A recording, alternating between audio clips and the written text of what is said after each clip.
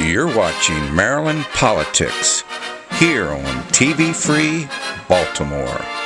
Welcome everybody to another edition of Maryland Politics here at TV Free Baltimore Studios here in Lansdowne.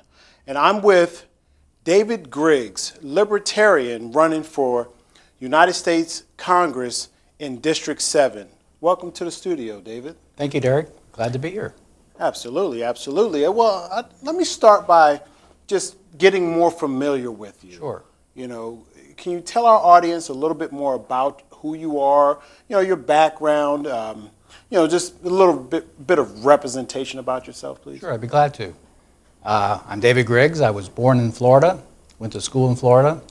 I have 2 degrees from the University of Florida, both in physics. I have a doctorate in physics, and I worked for about 35 years for various government contractors, mainly with the Department of Defense, and for a while for NASA. So I have a strong background in understanding the Defense Department and their activities. I was in acquisition for the Defense Department, supporting acquisitions for the Department of Defense, and I've been a Libertarian since the 1970s. The first campaign I ever worked on was about 1972, so it was not long after the Libertarian Party was founded. Wow. And I've been a Libertarian ever since. Sometimes I could vote Libertarian because they appeared on the ballots, and sometimes I couldn't because it's only been recently that there were a lot of Libertarian candidates. Mm-hmm. And I decided to take the opportunity to run for the 7th Congressional District for the House of Representatives because I thought it would be a good chance to present libertarian ideas and principles to that constituency. Mm-hmm. And I think that it's time for the 7th District to have a new representative. And I think a Libertarian would be a perfect representative for that district. Sure. Well, in this District 7, or 7th District, right, what's going on? I mean, what are the issues?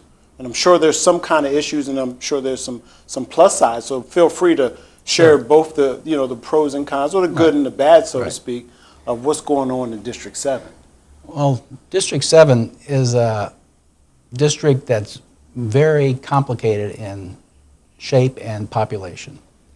It's by a large margin, a heavily Democratic district. They voted Democratic for the last multiple years in all elections, and it's the only Maryland district that has a majority-minority population.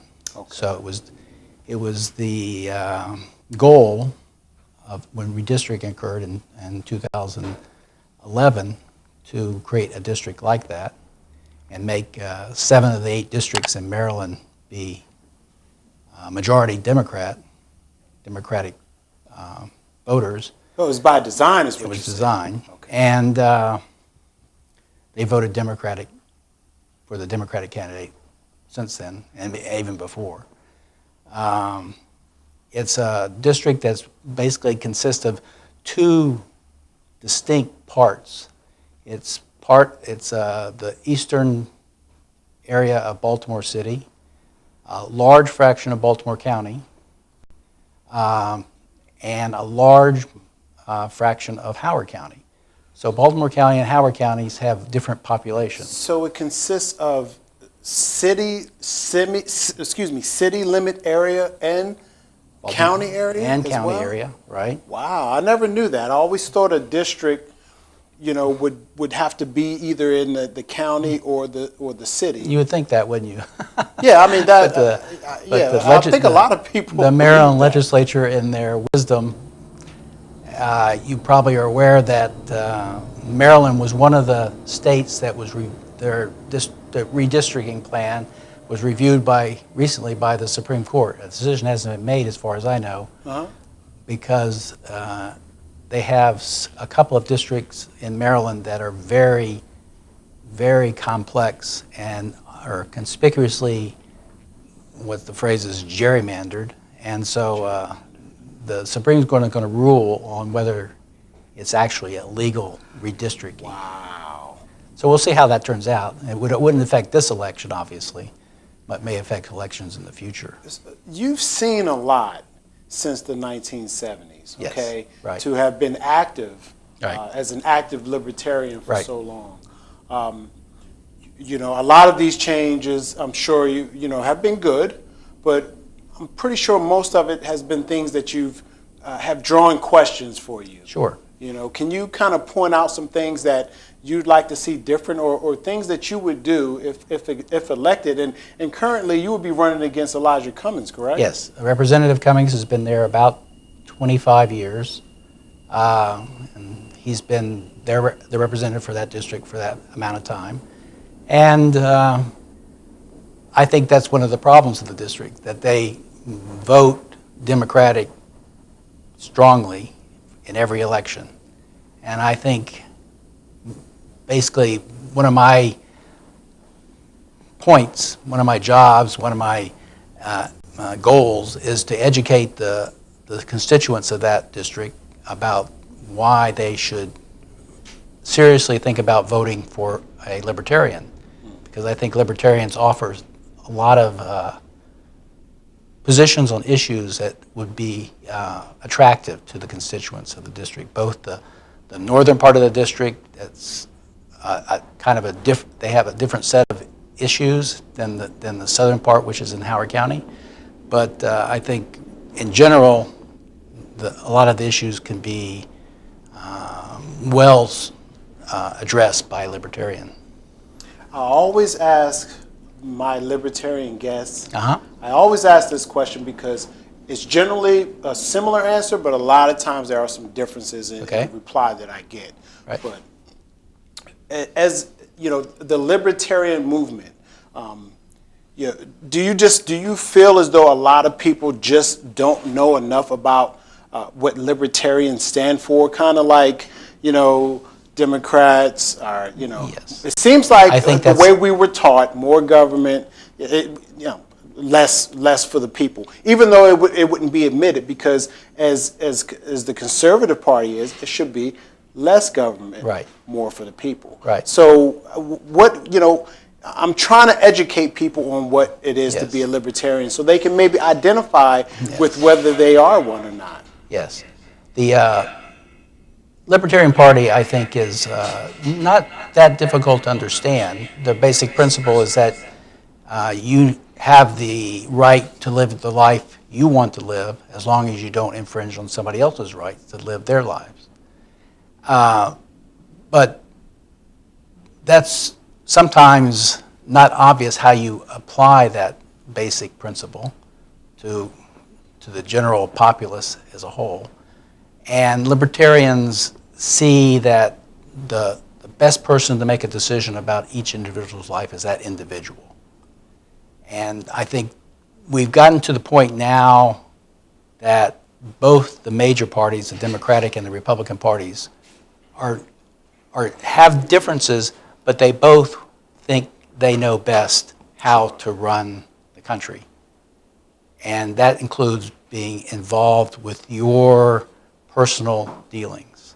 So I think the libertarians consider themselves to be socially liberal and fiscally conservative, which means whatever aspects about your person or your character are completely irrelevant to the rights you have from a libertarian point of view. Everybody, say in the United States, has the same rights. It doesn't matter what color, what gender, what sexual orientation you have exactly the same rights as everybody else. And the government shouldn't be influencing what rights you can express. So it's classifications.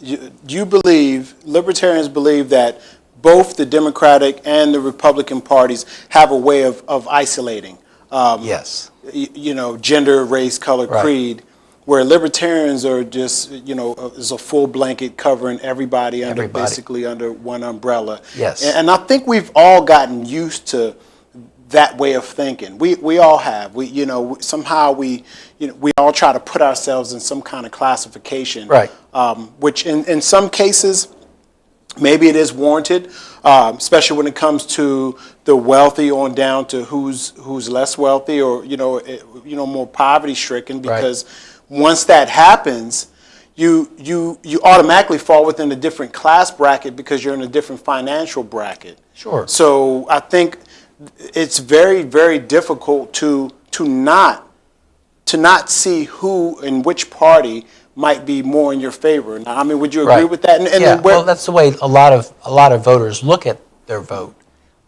Which party benefits me the most?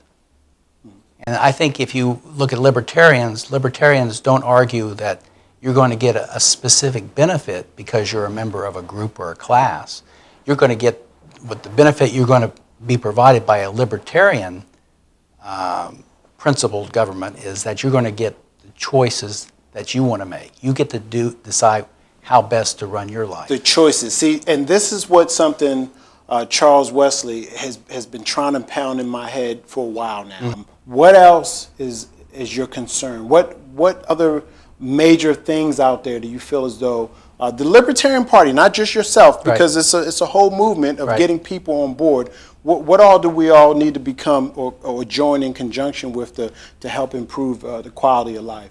Well, something I mentioned previously was that the libertarian position is that you were born with, as the Declaration of Independence says, a set of unalienable rights basically given to you by your Creator. And you get those sort of when you become a human, okay? And that means that whatever kind of human you are, whether you're black or white or Chinese or Filipino or male or female or something in between or gay or homosexual, those are completely immaterial to what your rights are. All your rights are the same as anybody else. As long as you use your rights without infringing on other people's rights. We're fortunate to live in the United States with a very good Constitution. You know, it's only got a small number of amendments to it. And the point of the Constitution is to limit government power. And the fact that we have a Bill of Rights which lists certain rights that we have, that was an attempt by the founders to make sure that future governments knew that these rights were existent, not that they were a list of all the rights that an American citizen had, but these are ones that they thought were the most important to identify at that time. Right, and that's why they came up with those laws and those rights. You know, for example, there's a lot of controversy these days about the interpretation of the Second Amendment, where it says the right to bear arms, the own and bear arms. Libertarians are generally own anything, as long as you don't make it dangerous, where it's being dangerous to your neighbors or your friends or to another citizen. Being reckless. But owning something is a right. Using it in a dangerous way is not a right. Not a right. I wish you the best of luck in your efforts in obtaining that major seat in office. Right. I'd like for you to just, before we end this particular conversation, just one more time, give your website or any means of accessing you for the public, just so they can reach you and maybe somehow somebody might be able to help funding, or just be there support when it comes time for the voting and all. So yeah, just tell our TV Free audience one more time your website and some other means of accessing you. Okay, it's for Maryland7th.com. I also have a Twitter account at Griggs for MD7. That's Griggs. The number 4, MD, and then 7. You can access my Twitter account from my webpage. And on my webpage, you'll see my positions on several issues, and also a way to communicate with me and a way to donate to my campaign. If you see that I would make a good candidate, I'd appreciate your contributions, and any comments you make, I'll try to respond to. So, Derek, I appreciate you taking the time to talk to me, and I enjoyed having the conversation with you. You're watching Maryland Politics here on TV Free Baltimore.